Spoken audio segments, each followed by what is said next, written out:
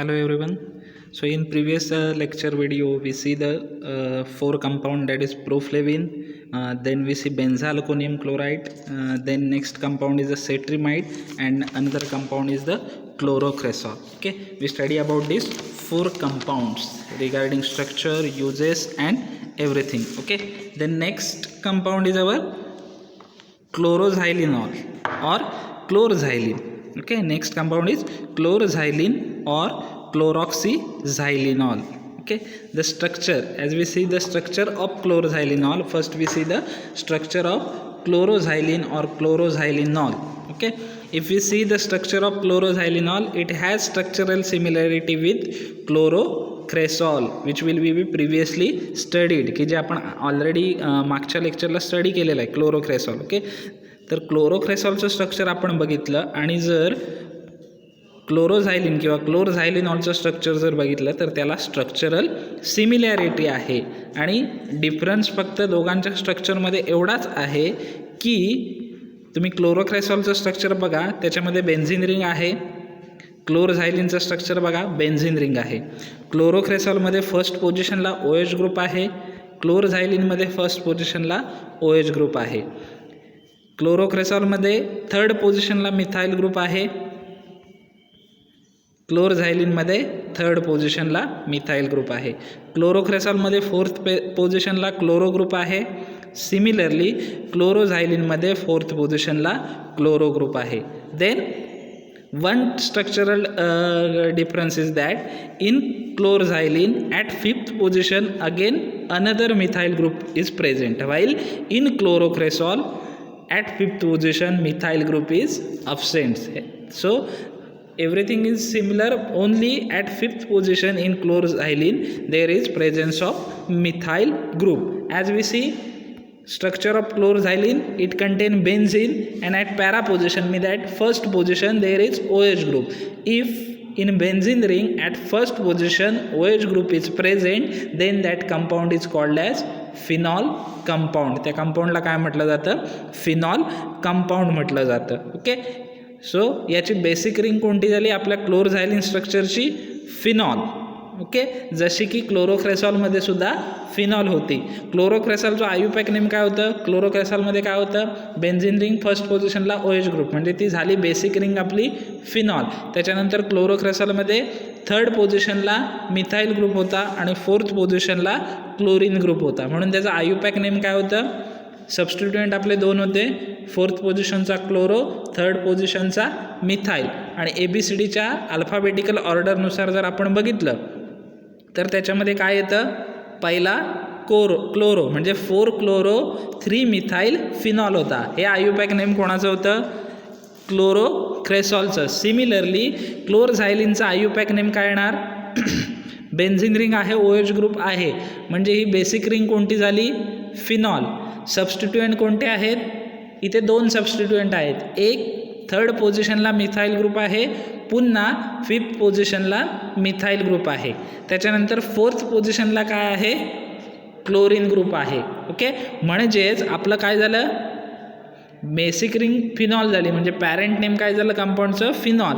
आणि त्याच्यानंतर substituent chlorine आहे आणि मिथाइल ग्रुप आहे, पण मिथाइल किती आहेत? 2 प्रेझेंट आहेत, म्हणून आपण मिथाइल लिहिताना काय लिहिणार? डाय मिथाइल.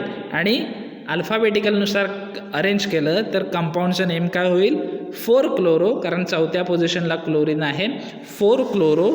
तिसऱ्या आणि पाचव्या पोझिशनला मिथाइल ग्रुप आहेत, 2 सेम ग्रुप आहेत, म्हणून आपण काय वापरतो? रूल्सनुसार डाय. सो आपल्या कंपाऊंडचं नेम होईल 4 क्लोरो 3,5. तिसऱ्या आणि पाचव्या पोझिशनला मिथाइल ग्रुप आहे, त्याच्यामुळं 4 क्लोरो डॅश 3,5 डाय मिथाइल.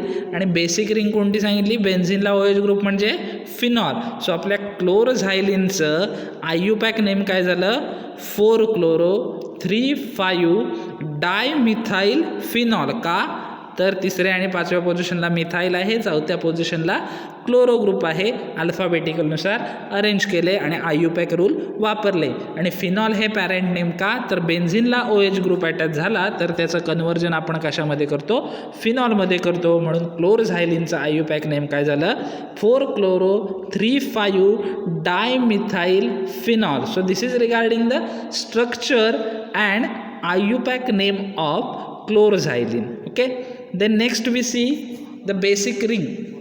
क्लोरझायलिनॉलची बेसिक रिंग, कोणती बेसिक रिंग प्रेझेंट आहे सांगितलं, बेन्झिनला OH ग्रुप आहे म्हणजे क्लोरझायलिनची बेसिक रिंग कोणती झाली, फिनॉल झाली. ओके, क्लोरझायलिनची बेसिक रिंग कोणती झाली, फिनॉल झाली. Then we see the physical properties of chloroxylene. Okay, physical property of chlorxylene, that is first physical property is that chlorxylene is a colorless white crystalline solid.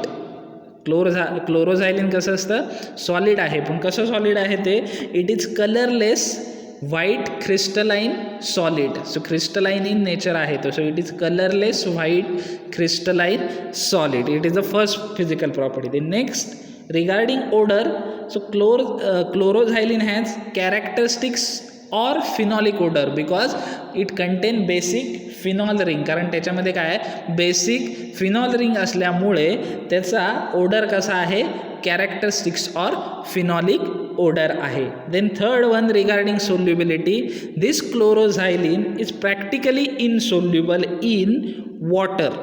वॉटरमध्ये हे completely म्हणजे practically insoluble आहे, but it is soluble in ether and alcohol. Alcohol आणि इथरमध्ये chloroxylene कसं आहे, soluble आहे. So there are 3 physical property of chloroxylene. First one is the, it is colourless white crystalline solid. Okay, it is colorless white crystalline solid.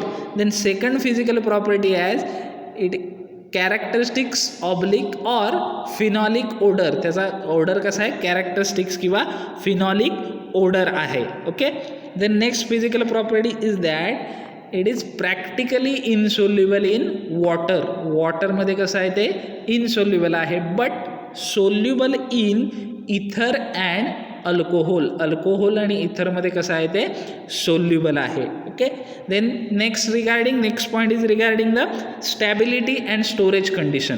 क्लोरोझायलिनची stability आणि storage condition. So this chloroxylene is easily affected by light. लाईटनी कसं होतं, ते easily affect होतं. लाईटच्या कॉन्टॅक्टमध्ये आलं तर त्याची स्टॅबिलिटी डिस्टर्ब होते. So it is easily affected bye lights, hence it is stored in well closed light resistant container. Chloroxylene कसं कुठल्या कंटेनरमध्ये स्टोअर करावं लागतं, well close light resistant container. Okay, because it is affected by light. Okay, so storage and stability condition for chloroxylene, it is affected by light and hence it is store in well close light resistant container. Okay, so you understand the storage and stability condition for chlorozylene. The next is the uses. या क्लोरोझायलिनचे uses काय आहेत. Okay, so this chlorozylene is relatively non-irritant antiseptic. Okay, because some antiseptics are irritant. Irritants means what, when you apply any antiseptic on wounds or burns or infected area they cause irritation. Okay, जेव्हा केव्हा काही antiseptic असे असतात बघा, जेव्हा आपल्याला एखादी जखम झालेली असते किंवा कुठेही इन्फेक्टेड एरिया आहे तिथे जर आपण ती अँटीसेप्टिक लावली तर काय होतं, आपल्याला इरिटेशन होतं, म्हणजे असं जळजळल्यासारखं वाटतं. तर पण क्लोरोझायलिन कसं आहे, नॉन इरिटंट आहे, म्हणजे ॲप्लाय केल्यावर आपल्याला कोणताही इरिटेशन त्याचं जाणवणार नाही आहे. So first use is that it is relatively non irritant antiseptic and it is use for cuts, minor cuts जर तुमचे स्किनला गेले असतील त्याच्यासाठी, वुंड्स जखमेवरती, अँड ॲब्रॅजन्स. ओके, ॲब्रॅजन्स म्हणजे खरचटलं वगैरे असेल तर त्याच्यावरती अँटीसेप्टिक म्हणून आपण काय करतो, क्लोरोझायलिन यूज करतो. Then second use that it is used as a disinfectant. So chloroxylene is also used as a disinfectant for skin and general purpose antiseptic. Okay, स्किनसाठी आपण त्याला डिसइन्फेक्ट म्हणून त्याचा काय करू शकतो, उपयोग करू शकतो. As well as general purpose antiseptic म्हणून आपण त्याचा काय करू शकतो, यूज करू शकतो. Okay, so there are two uses for chloroxylene. First one is it is relatively non irritant antiseptic. Hence it is used for minor cuts, wounds and abrasions. And second use that it is used as a disinfectant for skin and general purpose antiseptic. It is a disinfectant skin for general purpose antiseptic. So this is regarding the uses of chloroxylene. Okay, then we see the brand name or the marketed preparations of chloroxylene. One of the most popular and familiar marketed preparation or brand name of chloroxylene is Dettol. जे आपण Dettol use करतो त्याच्यामध्ये कोणतं chemical ingredient असतं, chloroxylene. So one of the most popular and familiar brand name of chloroxylene is Dettol. Then another brand name is Provan. Provan is the antimicrobial lotion which contains 0.3% chloroxylenol. Okay, it is Provan. Provan is a antimicrobial lotion. Then another brand name is Ferginol. Ferginol is an antiseptic liquid similar to our Savlon which contain chloroxylenol. So there are three marketed preparation. One which is most popular and familiar, that is Dettol. Then second is the Provan, that is antimicrobial lotion, and third one is the Ferginol, it is an antiseptic liquids. Okay, so these are the brand name regarding the chloroxylenol, and this is regarding the monograph of chloroxylenol. क्लोरोझायलिनॉलचं आपण काय बघितलं, structure बघितलं सगळ्यात आधी की जे similar आहे आपल्या आधीच्या कंपाऊंडशी, क्लोरोक्रेसॉलशी. फक्त क्लोरोझायलिनॉलमध्ये काय आहे, 5व्या पोझिशनला एक्स्ट्रा मिथाइल ग्रुप अटॅच झालेला आहे. बाकी सगळं स्ट्रक्चर कसं आहे, सिमिलर आहे. So this is regarding the chloroxylenol. IUPAC name is the 4-chloro-3,5-dimethylphenol. Okay, so this is regarding the chloroxylene or chloroxylenol. The next compound is formaldehyde solution. As name indicate formaldehyde, so it is made up of aldehyde. हे कशापासून बनलेला आहे, अल्डिहाइडपासून बनलेला आहे. म्हणजे याचा principal functional group कोणता आहे या स्ट्रक्चरचा, तर तो अल्डिहाइड आहे. म्हणजे याच्या शेवटी प्रिफिक्स कोणता येणार, अल्डिहाइडसाठी AL. ओके, आता जर फॉर्माल्डिहाइडचं स्ट्रक्चर तुम्ही बघितलात, फॉर्माल्डिहाइड हे डिसइन्फेक्टंट आहे. ओके, आपल्याला सुद्धा माहिती आहे फॉर्माल्डिहाइड हे काय आहे, डिसइन्फेक्टंट आहे. ॲडलरला जेव्हा गेलो होतो तेव्हा आपण डेमोसुद्धा बघितलेला आहे. त्या फॉग मशीनमध्ये काय टाकलं जातं, फॉर्माल्डिहाइड सोल्युशन टाकून ती रूम पूर्ण डिसइन्फेक्टंट केली जाते. ओके, सो फॉर्माल्डिहाइडचं स्ट्रक्चर काय आहे, HC≡OH. आता एक कार्बन आहे म्हणजे हा काय आहे, मिथेन आहे. ओके, आणि C≡O ग्रुप आहे म्हणजे आपला हा कोणता आहे, अल्डिहाइड ग्रुप आहे, CHO ग्रुप आहे. CH≡OH म्हणजे हा CHOH. याचं जे जनरल स्ट्रक्चर आपण बघितलं तर प्लेन स्ट्रक्चर लिहिताना कसं लिहिलं जातं, HCHO. Okay, HCHO. मागचा जो CHO असतो मधला C कॉमन असतो अल्डिहाइडसाठी सुद्धा आणि मिथेनसाठी सुद्धा. सो HCHO वरचा पुढचा CHO हा अल्डिहाइडसाठी, म्हणजे आपला प्रिफिक्स येणार AL आणि एक कार्बन दिसतोय म्हणजे हा काय आहे, मिथेन. म्हणजे IUPAC नेमसाठी काय झालं, एक कार्बन आहे म्हणजे मिथेन, प्रिन्सिपल फंक्शनल ग्रुप आहे अल्डिहाइड म्हणजे मिथेन प्लस AL, आणि आपल्या रूलनुसार मिथेनमधला NE काढून मिथेनमधला काय करायचं आहे, मधला E मिथेनमधला काढून टाकायचा आहे मिथेनमधला आणि त्याच्या पुढे AL सफिक्स लावायचा आहे. म्हणून फॉर्माल्डिहाइड सोल्युशनचा IUPAC नेम काय झालं, फॉर्माल्डिहाइड सोल्युशन किंवा फॉर्माल्डिहाइडचं methanol.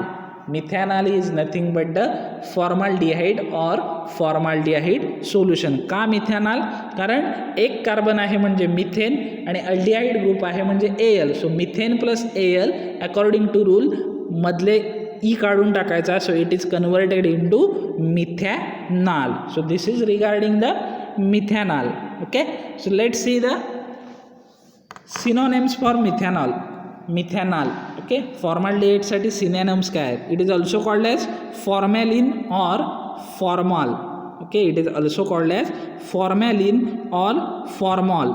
Okay, it is aqueous solution containing 36% weight by weight of formaldehyde. जेव्हा फॉर्माल्डिहाइडचं सोल्युशन बनवायचं असतं तेव्हा त्याची आयडियल क्वांटिटी काय आहे? 36% weight by weight. Okay, so this is the ideal quantity to prepare formaldehyde solution. Then next we see the physical property of formaldehyde solution. याच्यानंतर आपण काय बघणार आहोत तर फॉर्माल्डिहाइड सोल्युशनच्या फिजिकल प्रॉपर्टीज बघणार आहोत. सो फॉर्माल्डिहाइड सोल्युशनच्या फिजिकल प्रॉपर्टी टोटल 5 आहेत. त्यातली पहिली physical property, at room temperature it is occur as a gas. Okay, room टेम्परेचरला फॉर्माल्डिहाइड सोल्युशन कोणत्या नेचरमध्ये असतं तर गॅस नेचरमध्ये ते काय असतं अवेलेबल असतं. Okay, then next is that it is colourless liquid. Colourless काय आहे ते लिक्विड आहे. Okay, then it has characteristics irritating odour. Okay, जर आपण फॉर्माल्डिहाइड सोल्युशनचं ओडर घेतला तर तो कसा असतो इरिटेटिंग असतो. Okay, it is has irritating odour. Okay, it has an irritating odour and taste is a burning taste. जर आपण जिभेवर फॉर्माल्डिहाइड सोल्युशन घेतलं आपल्या तर ते बर्निंग सेन्सेशन जीभ जाळल्यासारखं वाटतं आपल्याला. And it is miscible with water and alcohol. Soluble नाही म्हणू शकत आहेत पण वॉटर अँड अल्कोहोलमध्ये ते काय होतं मिसळून जातं. So physical property of formaldehyde, first one is that it is gas at room temperature. Room टेम्परेचरला तो कसा असतो गॅस असतो. Then second one is that it is colourless liquid. It is colourless liquid. Then third one is that it has characteristics irritating odour. Formaldehyde सोल्युशनचा odour कसा असतो characteristics but irritating odour. Then fourth one is it has burning taste. Okay, जिभेवर ठेवला तर burning like taste त्याची आपल्याला काय होते मिळते. Then it is miscible with water and alcohol. Alcohol आणि वॉटर बरोबर तो कसा आहे मिसिबल आहे, सोल्युबल नाही आहे. Then next point is that chemical property of formaldehyde. Okay, formaldehyde सोल्युशनच्या chemical property. Okay, so chemical reaction काय आहे तर पहिली केमिकल रिॲक्शन आहे when this formaldehyde solution is treated with 2% sulphuric acid. Okay, जर फॉर्माल्डिहाइड सोल्युशनला आपण 2% सल्फ्युरिक ॲसिड बरोबर रिॲक्ट केलं the vapours are condense quickly. Okay, त्याच्यातून वेफर्स निघतात. ओके, ॲसिड बरोबर ट्रीट करतोय सो फॉर्माल्डिहाइड सोल्युशनच्या काय निघतात वेफर्स, वाफा तयार होतात. आणि या वेफर्स जर आपण कंडेन्स केल्या, condensation means what with the help of water if we condense that wafer म्हणजे त्या वेफरचं कन्व्हर्जन पुन्हा कशामध्ये करणं सॉलिडमध्ये केलं तर आपल्याला कोणतं कंपाऊंड मिळतं तर ट्रायमर, ट्रायऑक्झेन और ट्रायमिथायलिन मिळतं. 3 कंपाऊंडपैकी एक कोणतं तरी कंपाऊंड मिळतं. कधी जर फॉर्माल्डिहाइड सोल्युशन आपण 2% सल्फ्युरिक ॲसिड बरोबर रिॲक्ट केलं तर त्याच्या काय होतात वेफर्स तयार होतात, वाफा तयार होतात. आणि वाफा जर ह्या कंडेन्स केल्या म्हणजे पुन्हा त्यांचं सॉलिडमध्ये कन्व्हर्जन केलं तर आपल्याला मे बी ट्रायमर नावाचं कंपाऊंड मिळतं किंवा मे बी ट्रायऑक्झिन नावाचं कंपाऊंड मिळतं और ट्रायमिथिलिन नावाचं कंपाऊंड मिळू शकतं. तिघांपैकी एक कोणतं तरी कंपाऊंड आपल्याला मिळतं. Okay, then second chemical property is that when formaldehyde solution is evaporate. जर फॉर्माल्डिहाइड सोल्युशनचं आपण इव्हॉपोरेशन केलं तर व्हाईट फ्रायबल मास ऑफ पॉलीफॉर्माल्डिहाइड होतं. पॉलीफॉर्माल्डिहाइड मीन्स व्हॉट फॉर्माल्डिहाइडच्या मोलिक्युलची चेन हे जे स्ट्रक्चर आहे अशी आणखी स्ट्रक्चर एकमेकांना काय होत जाणार अटॅच होत जाणार. केव्हा हे होतं जर फॉर्माल्डिहाइड सोल्युशनचं आपण काय केलं इव्हॉपरेशन केलं तर पॉलीफॉर्माल्डिहाइड काय होतं तयार होतं. पॉलीफॉर्माल्डिहाइड म्हणजे काय चेन तयार होते फॉर्माल्डिहाइड मोलिक्युलची. Okay, then third chemical property is that when formaldehyde solution is treated with ammonia solution. जर फॉर्माल्डिहाइड सोल्युशन आणि अमोनिया सोल्युशनची रिॲक्शन केली आपण तर काय होतं it is converted in to another compound called as hexamine. हे कशात होतं कन्व्हर्जन हेक्झामाइनमध्ये. कधी if we treated formaldehyde with ammonia solution, then it is converted into hexamine. Okay, chemical property for sake of your, only for sake of your understanding, there is no any chemical reaction. Okay, then next is the stability and storage condition for formaldehyde. formaldehyde ची stability आणि storage condition कशी आहे. Okay, so formaldehyde is oxidise easily in oxygen and air.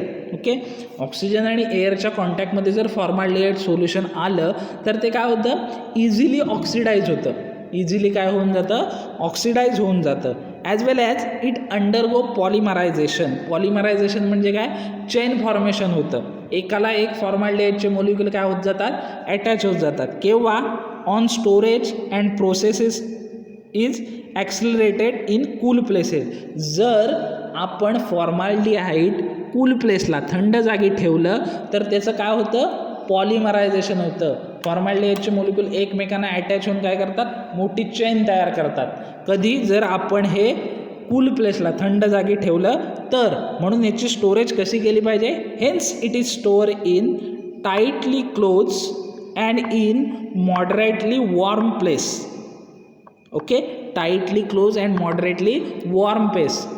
बऱ्यापैकी अशा warm place म्हणजे कोमट जागी त्याला काय केलं पाहिजे, ठेवलं पाहिजे. And avoid the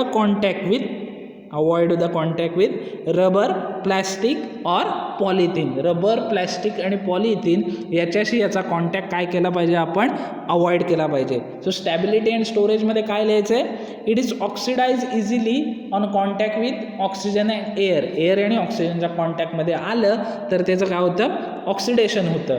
then second, it undergo polymerisation if we store in cool place. जर कूल प्लेसला ठेवलं तर त्याचं पॉलिमरायझेशन होतं. म्हणून आपल्याला हा कसा स्टोअर केला पाहिजे, hence it is store in tightly close container and in moderately warm place.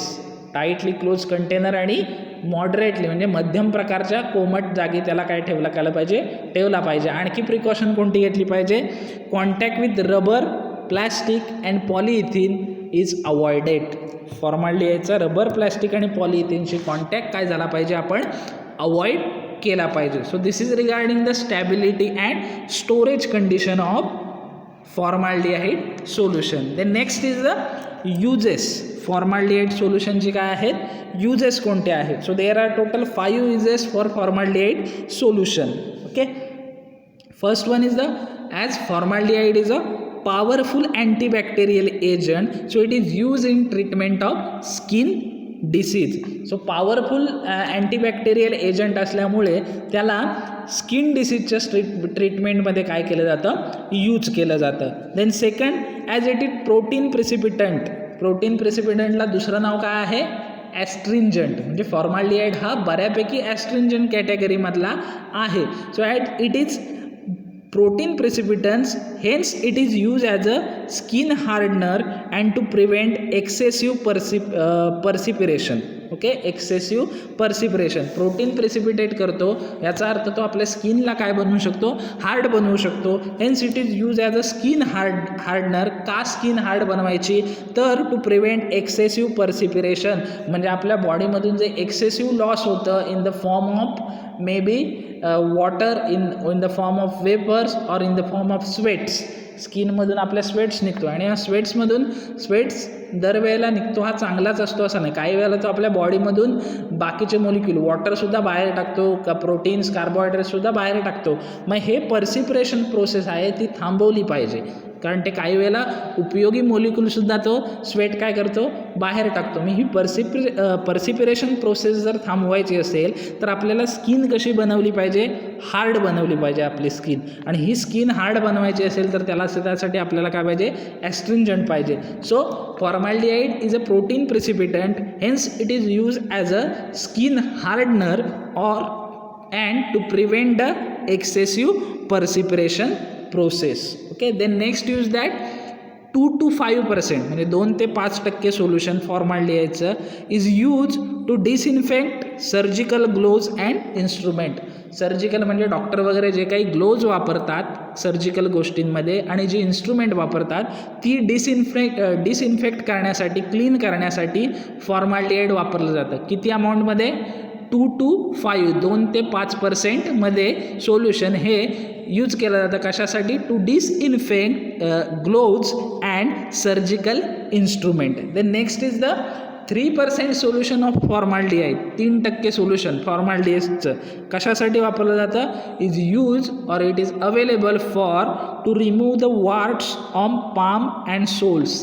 Palm आणि सोलवरची असणारी वॉर्ट्स म्हणजे काय? ज्याला आपण म्हणतो भोवरी येते, भोवरी हाताला काहीतरी आतमध्ये काटा घुसतो किंवा मातीचा खडा किंवा असं काहीतरी हार्ड थिंग आपल्या आतमध्ये जाऊन बसल्यामुळं आणि आपण ती काढली नाही तर त्याच्यामध्ये एक काय होत जातं, स्किनचं कवरिंग तयार होत जातं आणि त्याला असं स्वेलिंग येतं, ज्याला आपल्या लोकल लँग्वेजमध्ये आपण म्हणतो भोवरी. ओके, भोवरी म्हणतो आपण त्याला, भोवरी.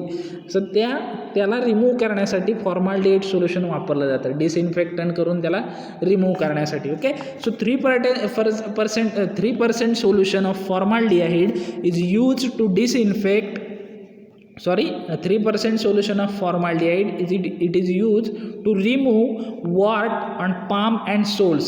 हाताच्या तळव्यावर तरी भोवऱ्या येतात आपल्याला किंवा पायाच्या तळव्याना येतात. So it is use to remove wart, WART, wart from palm and sole. Okay, 3% solution. The next last use, that is 4% solution is saline in common preservative for pathological specimen. 4% solution असतं ते preservative म्हणून वापरलं जातं. कधी? For pathological specimens. Pathological specimens means what? Pathological specimens म्हणजे काय की museum असतं ॲनाटॉमीचं. ओके, ॲनाटॉमी म्युझियममध्ये काय असतं की आपले बॉडीचे जे ऑर्गन आहेत, बॉडी ऑर्गन आहेत ते काय केले जातात? आयसोलेट करून स्टोअर केले जातात. का? तर बाबा जे कोणी स्टडी करणारे स्टुडंट आहेत त्यांना ते बघायला मिळावेत, त्याला म्युझियम म्हणतात ॲनाटॉमिकल. आणि हे ऑर्गन जर बॉडीच्या बाहेर काढले तर ते काय होणार? कुजणार किंवा सडणार. मग त्यांचं ते कुजणं किंवा सडणं थांबवण्यासाठी त्याला काय केलं जातं? फॉर्मॅलिन किंवा फॉर्माल्डिहाइड सोल्युशनमध्ये काय केलं जातं? ठेवलं जातं.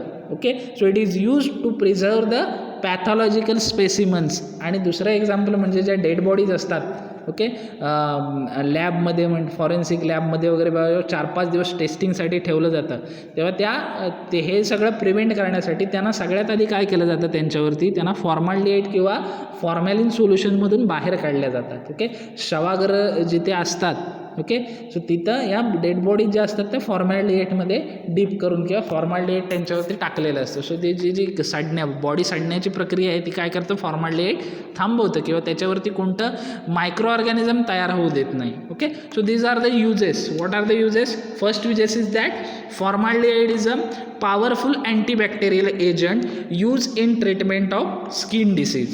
Then second is, as it is protein precipitant, means it is an astringent. So as it is protein precipitant, it is used as a skin hardener. तो काय म्हणून यूज केला जातो?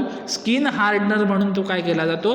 यूज केला जातो. And also to use to prevent excessive पर्सिपिरेशन.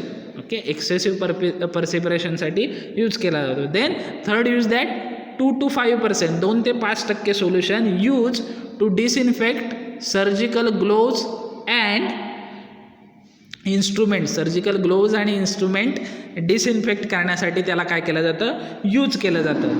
Then 3% solution is use to remove wart from palm and sole. Palm आणि सोलवरचे वॉर्ट म्हणजे ज्याला आपण भोवरी म्हणतो ते रिमूव्ह करण्यासाठी हे सोल्युशन काय केलं जातं? यूज केलं जातं. Then 4% solution is use in saline. Okay, in saline for common preservative for pathological specimen. जसं की सांगितलं, डेड बॉडी असतील किंवा ॲनाटॉमी म्युझियममधले जे ऑर्गन असतील त्यांना प्रिझर्व करण्यासाठी काय केलं जातं? फॉर्मॅल्डिहाइड सोल्युशन यूज केलं जातं. Then next part is we see the brand names for formaldehyde solution. Okay, so first brand name for formaldehyde solution, there is formalin 40. brand name for formalin 40 is Strathslide. Okay, Strathslide. Then it is contain formalin 40. Then another is the NICE is the formaldehyde solution. So strathiclide and NICE, these two are the brand name for formaldehyde solution. Strathiclide contain formalin 4T while NICE contain 100% formaldehyde solution. Okay, so these are two brand names or marketed preparation for formaldehyde solution. Okay, so these are two marketed or brand name preparation for formaldehyde solution. Okay, then next compound is hexachlorophene. Okay, next compound is hexachlorophene. As name indicate, these contain hexachloro means what? 6 chlorine molecule. Okay, it contain 6 chlorine molecule and the basic ring is again same, that is phenol. Basic ring कोणती आहे याची? Similarly phenol आहे. But as name indicate, hexachlorophene means what? It clearly said that there is 6 chlorine molecule. Hexachlorophene means what? There is 6 chlorine molecule. Okay, so this is the structure. Contain biphenyl. 2 phenyl ring आहेत एकमेकांना attach झालेल्या. 2 phenyl ring एकमेकांना attach झाल्या असतील तर त्याला काय म्हटलं जातं? बायफिनाइल म्हटलं जातं त्याला. ओके, जसं की आपण डायमिथाइल ट्रायमिथाइल लिहितो तसे सेम 2 फिनाइल और फिनॉल रिंग अटॅच झाल्या की त्याला काय म्हटलं जातं? बायफिनाइल म्हटलं जातं. आता ह्याला फिनाइल का म्हणायचं, फिनॉल का नाही म्हणायचं? फिनाइल का म्हणायचं, फिनॉल का नाही म्हणायचं? कारण जेव्हा बेसिक फिनॉल असतो, फिनॉलमध्ये काय असतं? फिनॉलमध्ये काय असतं? बेन्झिन आणि OH ग्रुप. पण फिनाइलमध्ये काय असतं? बेन्झिन OH ग्रुप आणि बाजूला एक CH2 अटॅच झालेला असतो. आता इथं तुम्ही स्ट्रक्चर बघितलात हेक्साक्लोरोफिनचं, तर काय आहे स्ट्रक्चर? 1 2 3. प्रत्येक रिंगला 3 क्लोरीन मॉलिक्यूल आहेत, एक OH ग्रुप आहे. 3 क्लोरीन मॉलिक्यूल OH ग्रुप. आणि या ज्या 2 रिंग आहेत त्या एक CH2 ने काय केलेल्या आहेत? बाउंड केलेल्या आहेत. So it is hexachlorophene. Okay, it is hexachlorophene. पण हा जो CH2 आहे तो दोन्ही रिंगमध्ये आहे. इथे जरी तुम्हाला कॉमन दिसत असला तरी तो या रिंगमध्ये सुद्धा आहे CH2 आणि या राईट हँड साईडच्या रिंगमध्ये सुद्धा CH2 आहे आणि लेफ्ट हँड साईडच्या सुद्धा रिंगमध्ये काय आहे? CH2 आहे. CH2 म्हणजेच काय? तो आहे 2 असल्यामुळे तिथं तो मिथाइल ग्रुप आहे. एक कार्बन म्हणजे तो मिथाइल झाला, पण दोन्हीकडे प्रेझेंट असल्यामुळं डायमिथाइल झाला. सो रिंगचं नंबरिंग तुम्हाला स्क्रीनवरती दिसत आहे. 1 2 3 4 5 6 1 2 3 4 5 6. सो 2 ठिकाणी मिथाइल ग्रुप आहे आणि दोन्ही ठिकाणी कुठल्या पोझिशनला आहे? सेकंड पोझिशनला आहे. पहिल्या पोझिशनला कोण आहे? दोन्ही रिंगमध्ये पहिल्या पोझिशनला OH ग्रुप, सेकंड पोझिशनला CH2 म्हणजे मिथाइल ग्रुप, थर्ड पोझिशनला क्लोरीन, फिफ्थ पोझिशनला chlorine, fifth position blank, sixth position chlorine. So दोन्ही ठिकाणी काय आहे? सेकंड पोझिशनलाच काय आहे? मिथाइल ग्रुप अटॅच आहे. सो आपण काय लिहिणार? 2,2 कारण दोन्ही ठिकाणी सेकंड पोझिशनला आहे. So 2,2 dimethyl. Okay, 2,2 dimethyl into bracket 2,2 dimethyl into bracket chlorine किती वेळा आहे? 3 वेळा आहे. कुठे कुठे? Third, fourth and sixth position. So 3 4 6 ट्रायक्लोरोफिनॉल. 3 4 6 ट्रायक्लोरोफिनॉल. कारण 3 4 आणि 6 या 3 पोझिशनला क्लोरीन ग्रुप काय झालेला आहे? अटॅच झालेला आहे. किंवा तुम्ही असंही लिहू शकता 3,3 4,4 6,6 trichlorophenol. Okay, so this is regarding the structure and IUPAC name. याचं स्ट्रक्चर आणि आयुपॅक नेम एक्झामला विचारलं जात नाही. ओके, मी आधीच सांगितले या कंपाऊंडमधलं फक्त स्ट्रक्चर कुठलं विचारणार तुम्हाला? प्रोफ्लेविन आणि क्लोरोक्रेसॉल. आयुपॅक नेमसुद्धा फक्त त्याच 2 स्ट्रक्चरचं येणार. बाकी physical property, uses, stability, brand name कुठल्याचंही येऊ शकतं, पण स्ट्रक्चर प्रोफ्लेविन आणि क्लोरोक्रेसॉल ही 2 सोडून कुठलंही विचारलं जाणार नाही. Okay, so this is regarding the structure and IUPAC name. So what is this hexachlorophene? Again basic ring is phenol. So this hexachlorophene is the biphenolic ring, कारण 2 phenolic ring त्याच्यात काय झालेले आहेत? अटॅच झालेले आहेत. So these 2 phenol ring are joined by methylene group. Okay, methylene group dash CH2 ग्रुपने यात काय झालेले आहेत? जॉईन झालेले आहेत. So it is hexachlorophene is nothing but the biphenolic compound and the 2 phenyl ring are joined by methylene ग्रुपने त्या phenyl ring काय केलेल्या आहेत जॉईन केलेल्या आहेत. So it contain 6 chlorine molecule. Totally ह्याच्यामध्ये किती आहेत 6 क्लोरीन मोलिक्यूल काय आहेत प्रेझेंट आहेत. Due to higher chlorine content ह्याच्यात जास्त असल्यामुळे due to higher chlorine content it is less water soluble. हा काय आहे लेस वॉटर सोल्युबल आहे. का because it contain 6 chlorine molecule. Hexachlorophene is reason जर विचारलं why hexachlorophene is water insoluble or reason 2 प्रकारे विचारू शकता त्याच्यावरती. Why hexachlorophene is water insoluble or why hexachlorophene has less water solubility. तर तुम्ही काय लिहिणार हेक्झाक्लोरोफिन is a biphenolic compound. There are 2 phenol ring are joined by methylene group and it contain 6 chlorine molecule. Okay, it contain 6 chlorine molecule and due to higher chlorine content hexachlorophene is water insoluble or due to high chlorine content hexachlorophene has less water solubility. reason कळाली. 2 प्रकारे विचारू शकतात. First why hexachlorophene is water insoluble. Hexachlorophene हे water insoluble का आहे किंवा why hexachlorophene has less water solubility. का हेक्झाक्लोरोफिनची वॉटर सोल्युबिलिटी कमी का आहे. काय लिहिणार तुम्ही हेक्झाक्लोरोफिन हा बायफिनॉलिक कंपाऊंड आहे. याच्यामध्ये 2 फिनॉल रिंग एकमेकांना जोडलेले आहेत. कशाने मिथिलीन ग्रुपमध्ये ते -CH2 ग्रुपने.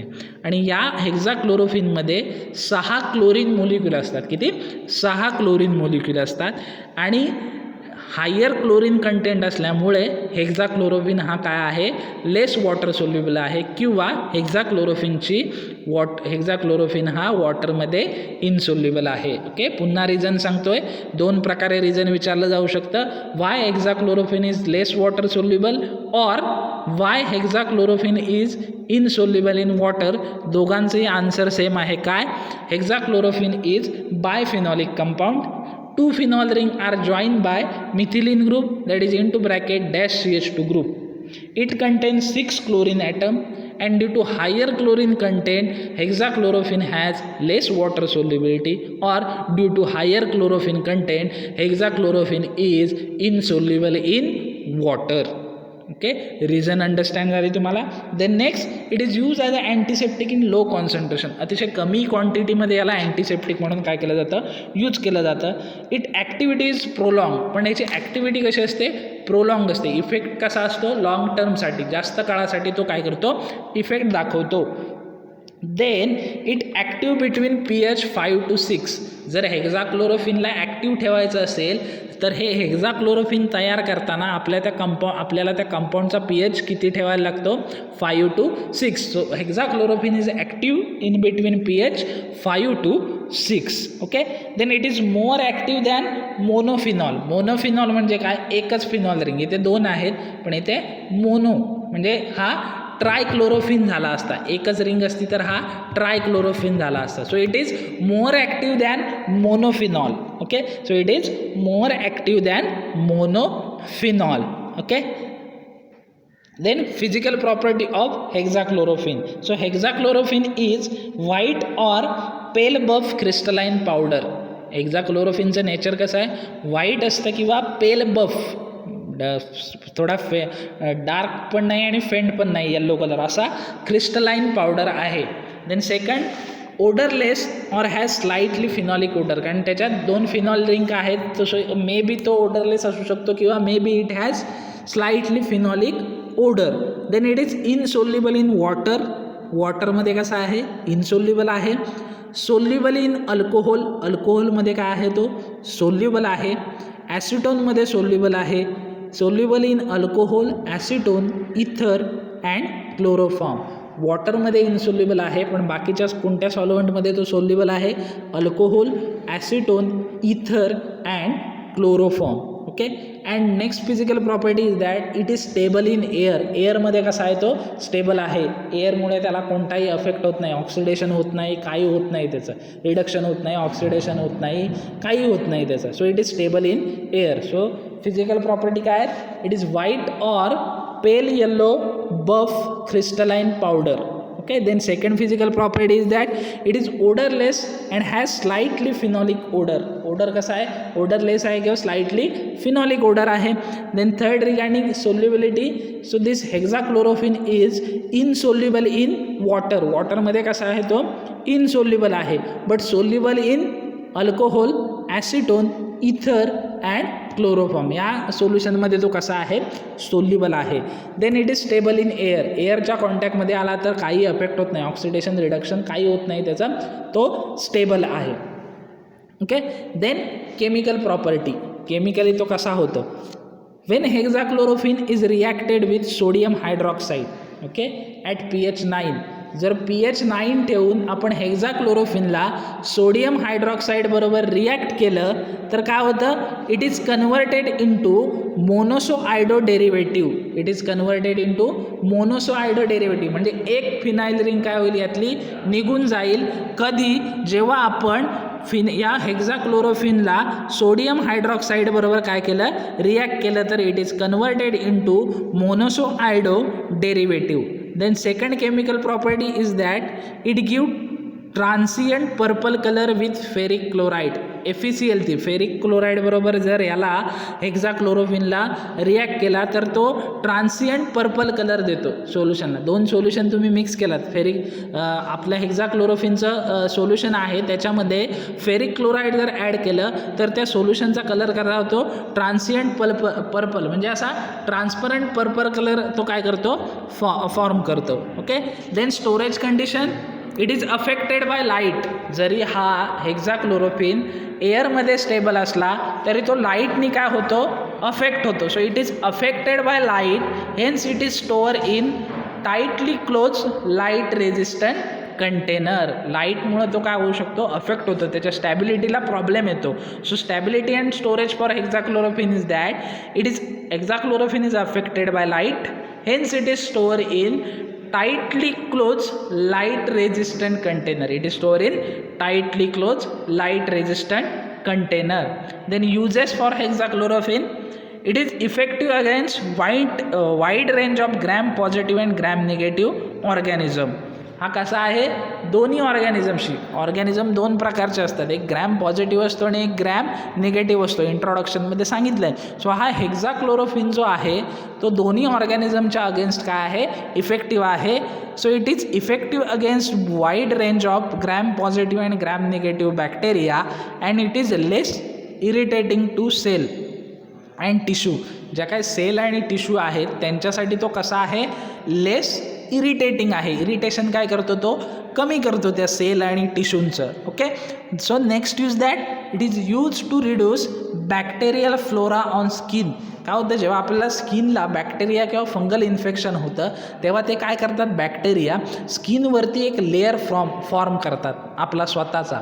ओके, आणि त्या त्या लेअरला काय म्हटलं जातं, फ्लोरा म्हटलं जातं, बॅक्टेरियल फ्लोरा म्हटलं जातं किंवा फंगसचा फ्लोरा म्हटलं जातं. तो जो हा हेक्साक्लोरोफिन आहे तो बॅक्टेरियाचा लेअर किंवा तो फ्लोरा काय करतो, रिड्यूस करतो. So it is use to reduce bacterial flora on skin. Then third one, it is use to reduce bacterial infection on umbilical stump. Umbilical stump means what, umbilical stump means what, umbilical cord ऐकले, नाळ ज्याला म्हणतो आपण umbilical cord. Okay, so umbilical stumps is बेंबी, आपण ज्याला मराठीत बेंबी म्हणतो आपली, तिथे जे इन्फेक्शन होतं किंवा लहान मुलांमध्ये अंबेलिकल कॉर्ड किंवा अंबेलिकल स्टम्प्स म्हणजे नाळीचा शेवटचा भाग जो राहतो त्याला म्हटलं कापल्यानंतर त्याला अंबेलिकल स्टम्प्स म्हटलं जातं. सो तिथं काही वेळेला लहान मुलांना किंवा आपल्याला सुद्धा इन्फेक्शन होऊ शकतं.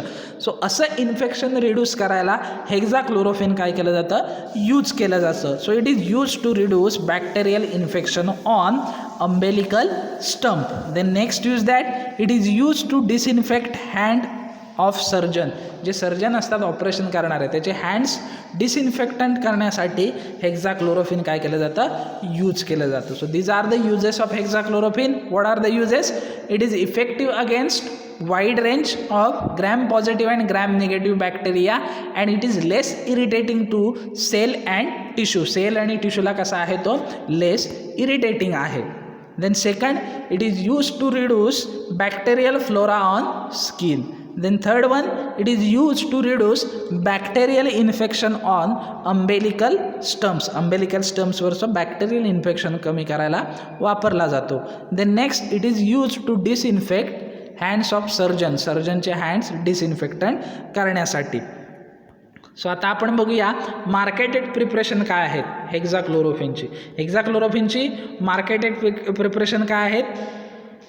हिसोहेक्स, पी सायलेंट आहे, तुम्हाला स्क्रीनवरती PHISOAHEX दिसतंय, पण त्यातला इनिशियल पी जो आहे तो सायलेंट आहे. हा अँटीबॅक्टेरियल हँडवॉश आहे हिसोहेक्स विच कंटेन हेक्झाक्लोरोफिन. मागाशी आम्ही युजेसमध्ये बघितलं हँड डिसइन्फेक्ट करण्यासाठी तो काय केला जातो, यूज केला जातो. So pHisoHex it is the antibacterial wash. Then another marketed preparation is Zalpon. Okay, another marketed preparation is Zalpon, ZALPON. So two marketed preparation, Hisofex, which is showing on screen, and then another marketed preparation is Zalpon. Then one note regarding hexachlorophene. हेक्झाक्लोरोफिनचा note म्हणण्यापेक्षा एक drawback आहे. जर burn म्हणजे भाजलं असेल किंवा जळलं असेल, सो अशा ज्या जखमा आहेत त्या ट्रीट करायला किंवा त्या जखमांवरती हेक्झाक्लोरोफिन वापरलं जात नाही. का? तर हेक्झाक्लोरोफिन हे सिस्टिमिकली टॉक्झिक आहे, सिस्टिमिक टॉक्झिसिटी आहे त्याला. म्हणून जखमेवरती किंवा जळलेलं असेल तिथे हेक्झाक्लोरोफिन वापरायचं नाही, फक्त सुपरफिशियली चालतं, कारण ते ॲब्सॉर्ब होतं ब्लडमध्ये जखमेमधून आणि टॉक्झिसिटी प्रोड्यूस करू शकते. Hence hexachlorophene is not use in treatment of burns because of systemic toxicity. Why hexachlorophene is not used in treatment of burn? Reason विचारलं तर काय लिहिणार? काय यूज करत नाहीत बर्नच्या ट्रीटमेंटमध्ये? Why hexachlorophene is not used in treatment of burn? Hexachlorophene is not used in treatment of burn because it has systemic toxicity. It get easily absorbed in blood and produce systemic toxicity. Okay, so this is regarding the today's lecture. Remaining compound we will see into the next lecture. That is remaining compound is the phenol or liquid phenol and nitrofurantoin. Okay, so thank you very much. Stay safe, stay healthy. Thank you.